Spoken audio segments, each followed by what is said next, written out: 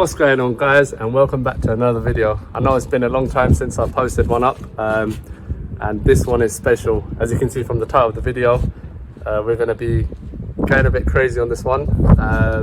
Big thanks to Acid from MSL for hooking me up with this part. So we're going to get rid of this one and install the Weistec. So this is going to be part one of the video. Part two is going to be actually going to MSL and getting it mapped. So I'll see you in the next shot.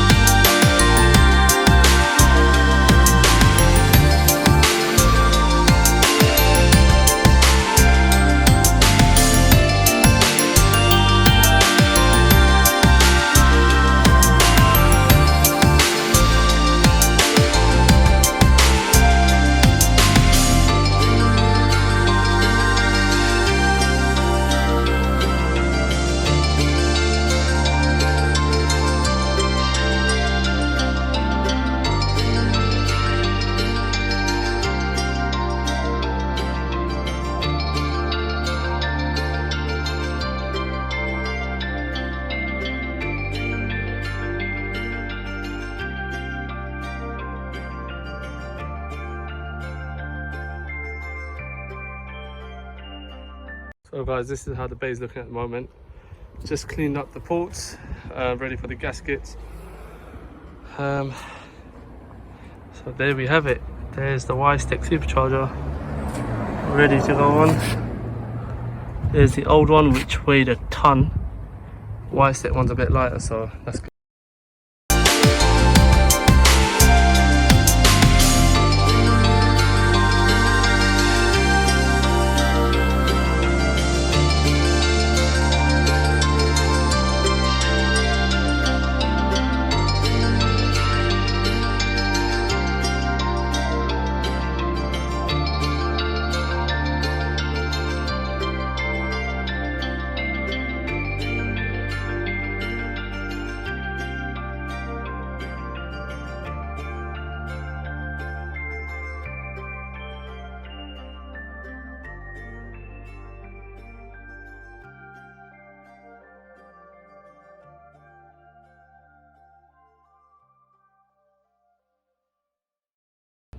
So this is the end product. My memory card got full, so you would have probably seen the installation up to about here with the coolant hoses still not connected. So now that's all connected with the air intake, and that's connected to the factory hoses.